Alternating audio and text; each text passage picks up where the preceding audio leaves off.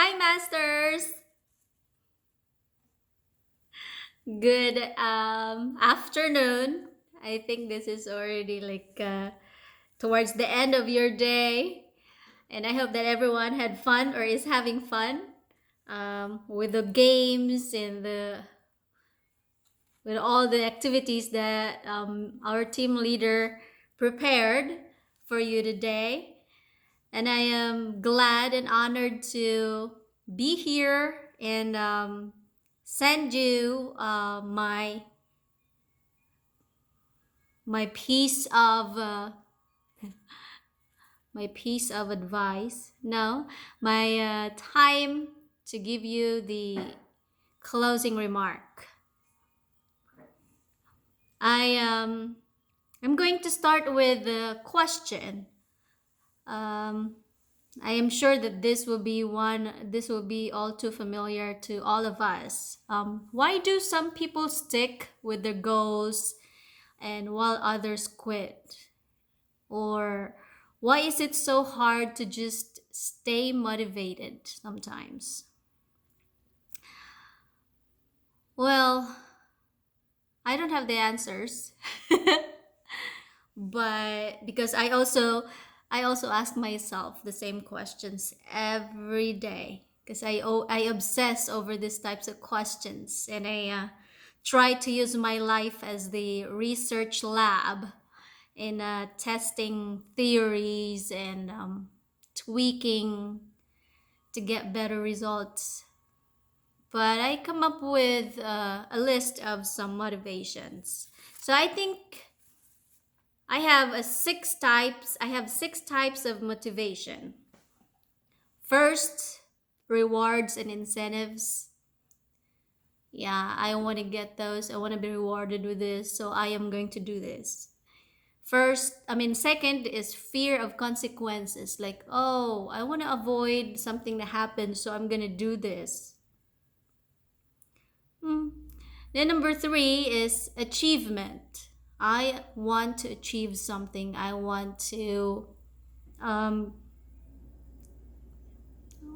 I want to have a house. I want to have car, and I want to have better. I want to provide more for the family, or I want to like all kinds of achievements. And number four is growth. Like I want to keep moving forward. I want to progress, or I want to go to the next level. So I'm going to do this. And number five is power. I want to be influential. I want to be able to um, have this power to show to other people that something can be done, or whatever influence I want to have. So I'm going to do this. Then the last one would be social factors, which I think I think that was one of my motivations why I joined Loterio Realty or Filipino Homes. It's social factors, the sense of belonging. Like I want to belong to a group, or I want to belong to a community. So I'm going to do this. All right. So those are just the six uh, examples of types of motivation. And I want you guys to take note of this. Again, number one is rewards and incentives. Number two is a fear of consequences, something that you want to avoid from happening. So you're gonna do something. Number three is achievement. Okay, something that you want to achieve. Number four is growth. Like you want to go to the next level, you want to keep moving forward, or you want to have a sense of progression. Okay, or number five is power. Like you want to have power. So you're going to do things, you're going to do this because you want to be powerful. Number 5 is social, no, number 6 is social factors. Like you want to feel like you belong. All right, well, recognize yourselves in any of these profiles. So, and then are your goals, think about your goals. Are your goals in sync to your motivation type? Because if they are not in sync, then it will be very difficult to get to the finishing line, to get to that success that we are aiming for. Your goals and your motivation type, or your motivation, should be in sync. Okay, so you will not quit. So you will not ask yourself again, why is it so difficult to stay motivated? Why is it so difficult to stick to my goal? See? Because you probably have not set your goals knowing what motivates you. Do you get me? So motivation is not, or the motivation type is not one size fit all. So it's not like for me, when I joined Luterio Realty, my motivation was that the social factors. I want to belong to a group. Because that time I didn't have any friends. Oh no, that time I only had a few friends, but because most of my best friends already moved out of the country, and that time I think I only had Miss Lucy Yu as my friend. So I wanted to belong to a community or a group. So I joined Luterio Realty. It was still Luterio Realty then. It was not Filipino Homes yet. So that was my goal. No. That was my motivation type. So my goal there was to stay in the group, stay in the company, and learn everything that I need to do to be able to stay with the company. Okay, so that's why I took the broker's exam. I became a real estate broker. Because that's the only way I would understand the business. That's, to me, that time, that was my way of learning the business. Because although we had product knowledge seminars then, but it's not as we were not as fortunate as you are now, that you have team leaders, you have all these trainings, you have all types of conventions and conferences and support. We didn't have that when I started. We only had Certon, and Certon was also busy trying to expand the company. So every time we have a big training in Sacred Heart, we get so thrilled because that's the only time that we can get additional knowledge from about the company. But in my own initiative, I enrolled in a real estate program, took my board, and then became a real estate broker. So that was the first step. And the second step was I kept on attending seminars, because again, I want to belong to this group.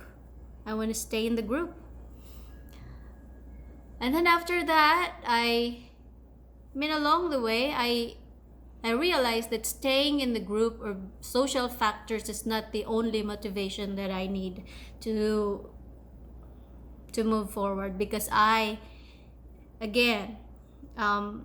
motivation is not one size fits all. So what motivates me may not be the may not motivate you. You know, I mean, the type of motivation that I have, which is social factors, may not be your type of motivation. Maybe your type of motivation is reward or incentives, which I'm gonna be honest, yeah, I really wanted, or I really, um, it's really motivating to know that, oh, you will have 10,000 incentives for this, if you close this sale, or if you close the sale, you will have 10,000, 25,000 incentive. Then that is also very motivational, right? So what I'm saying is, this motivation types will just evolve along the way. The longer you stay in the company, it will you'll find yourself tweaking all these motivation types for you to get better results, for you to be more successful. You tweak your motivation types. One time, I mean, one day you're motivated to do something because you want to belong to a group. The next day you're motivated to do something because of that reward, because of that incentive. And then the next day you're motivated to do something because you want to be I mean you want growth. You want to be somewhere better than you were before. Do you get me? Like, you wanted to be someone more than you were. All right, like in professional growth, personal growth. So and then the next day you want to be more powerful. You want to have power to influence others. You want to have power to lift others up, like what happened to me when I started my group, when I started our team. So I took Miss Lucy Yu with me to the company, and then I took other people and more people, and then this is some kind of a power to influence others. So that was my motivation also at one point. And then one day it changed. I wanted to do something because I have fear of the consequences. I have fear to not be able to pay my bills, my houses. So I go out there and do something. You know, I go out and do prospecting. I go out and build my my clientele, my prospects, my leads.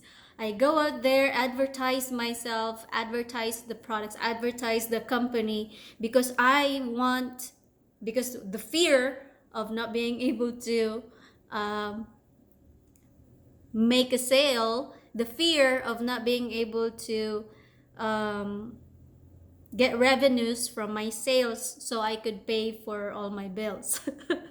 So those fears that I have mentioned play a role to our business. And if you sum it all up, if your motivation type fits with your goal, then you are unstoppable. So you just have to keep on revisiting yourself. Ask yourself these questions and try to go back to what my motivations are. Okay, why am I here? Why am I doing this? Why am I staying? You see, we all know that success is not always it's not given to us. It's something that we need to work for, and along the way we are going to fail. We are destined to fail. Like nobody does something and then succeeded right away. Like in my case, I have failed all so many times, but I know that failure is just a condiment that gives success its flavor. Like if you have failed so many times and then boom, you have succeeded, then oh my god, that success tastes so delicious. You see, because you know how it felt to fail. Then when you're blessed with success, then you will savor it more. What else? So I think that is the essence of my closing remarks, of my speech for today, because I don't want to hold you guys too long and I want you to continue having fun and having a blast and just forget all these negativities from 2020. Oh my god, 2020 the virus started in March, and then it's still here until now. Still here. It just kind of it took most of our 2020. But anyway, there are plenty of things that happened in 2020. But guess what? Better things will happen in the next year. 2021 is right at the corner, and I want you guys to feel more hopeful, gather your strength, and then get ready for the next hurrah. And I pray and I hope that everyone will come out stronger from this pandemic. And I also hope and pray for your safety and for your health. And hope someday, one day soon, we'll be able to see each other again, and I will be able to hear your laugh. I will be able to feel your hug and sometimes see you cry in person. Well, I have to end this today, but I found here. It says, I have a quote. It says, do what you do so well. Do what you do so well that people want to see it again and again and again, and they will bring their friends to see what you do so well. Okay, so do real estate so well, or however you are marketing and however you are making yourself grow. Do it so well that people want to see it again and again and again. And that quote is from Walt Disney. Okay, well, I have to say goodbye and wish you all a Merry Christmas and a very hopeful and bountiful New Year. I love you and enjoy the Christmas party. Bye.